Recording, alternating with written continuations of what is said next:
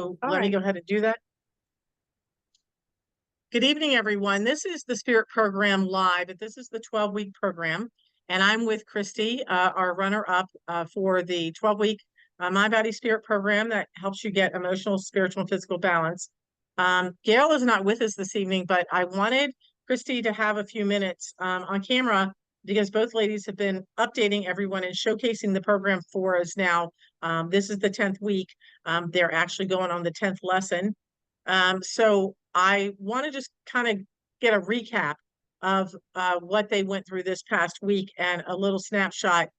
There's a ninth book in the course. It's called Get Out of the Fast Lane, and it teaches you a lot of things about how not only to slow down in life, but to take a snapshot of your life and an assessment on the different things and maybe where you're giving up your time that you shouldn't, and maybe where you should slow down, or maybe dedicate time in another way. So, Christy, tell me, you started to tell me off camera, so didn't want you to repeat yourself.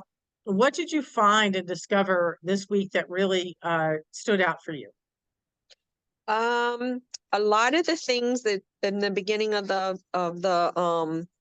lesson, it asked you questions of, oh, are you busy? Do you have trouble sleeping?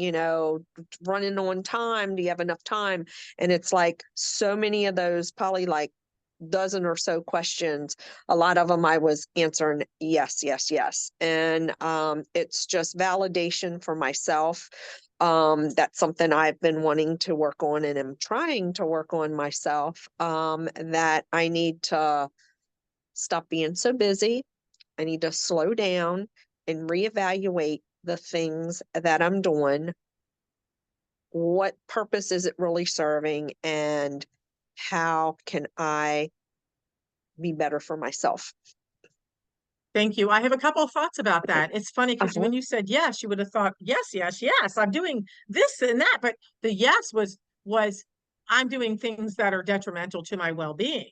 I'm Mm-hmm. doing things, those questions were not, on a positive note, they were take an assessment of what we're doing. And it's ironic because a couple of things to say about that is we don't give ourselves enough time.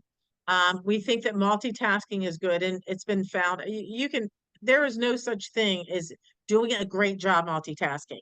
You can have multiple tasks to do, but completing them efficiently and with your full focus and mind on it, it can't be the juggling act. Stopping one assignment, having to go do something else, and then picking back up and giving your full attention to something is also that's not multitasking. That's having multiple tasks.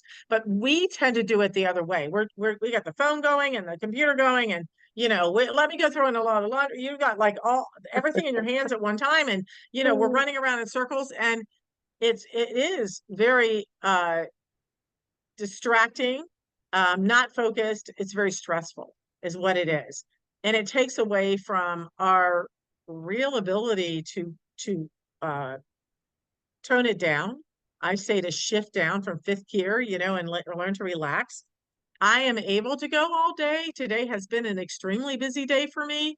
I will be relaxing when we're done with class tonight, but I also know how to kick it down and, not stay in that high gear because I've been running and having to do a lot of multi tasks today, but not multitasking, a multiple tasks, and shifting gears a lot. And I can shift gears. I think I'm really good at shifting them. And that's why I love teaching this, because in the past I thought I was good at it and I wasn't. Now I know I'm good at it because I know that I can say definitely that I do those things for myself. The other thing I want to point out is that even to me, it has seemed so ironic. The last 2 or 3 years have seemed to fly by in a way that I don't remember time speeding up like this ever. Mm-hmm. And everybody said it's because we've sped up because electronics are speeding up things.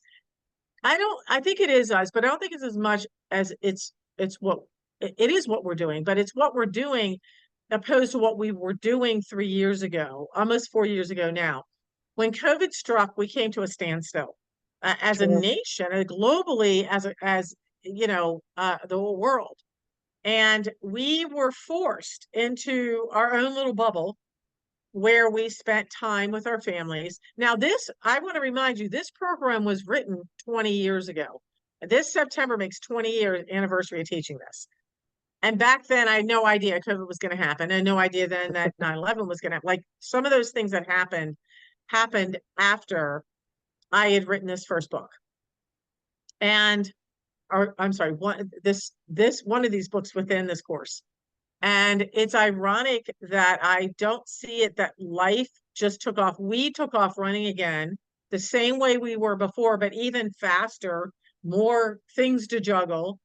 It's not that time sped up, it's that we sped up. We slowed down and it seemed like time came to a standstill. It's almost like pausing the TV. And we have to learn to pause. We have to learn to reset ourselves, rejuvenate, give ourselves that time. It is a holiday weekend. So I hope whoever does watch this usually comes in Sunday night, but I am not doing a spirit program live this Friday because I'm giving myself a break. This is going to be our spirit program live. It's going to be in place of what I normally do. Hopefully people will take some tools from the things that we just said. If you want to learn more, go to the website at www.getintothespirit.org. You will learn about this program. You will see other testimonies, but you are actually seeing someone that's doing it live that's benefiting. And there's no one. I was at a network meeting this evening before coming into class. And I said, men, women, and children. I've worked with people from the ages of 15 to 88 in the program and modified it for younger children. And I'm also a grief specialist, but I also do spiritual sessions. And you can get any of that information off the website at www.getintothespirit.org or under www.authorsharonprice.com. Is there any other tidbit of information before we close, Christy, that you would like to share before we say goodnight?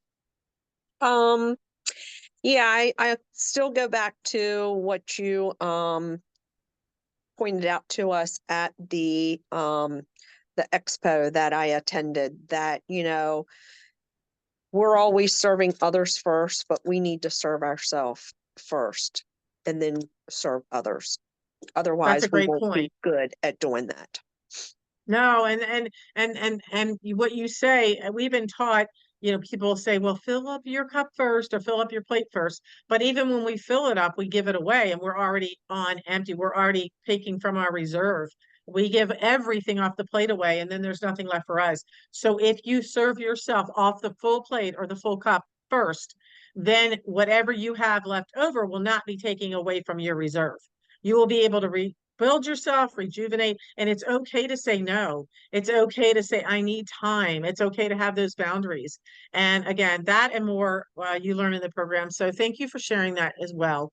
And we're going to say goodnight for now, and we will see you next week. This will be the last book lesson this week. They're going into the effects of, no, I'm sorry. They're going into breaking the cycle of addictions. That's at the very end of the program after they've learned all the other tools. So how we do that and how anyone can do that with any type of addiction, doesn't matter what it is. So we'll go into that further next week.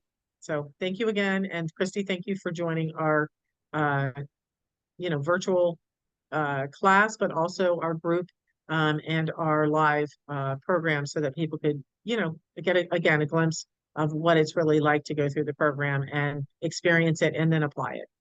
Certainly. Thank Have a you. great night. Thank you. Bye-bye. Bye. Safe travels, everyone, and have a great holiday weekend.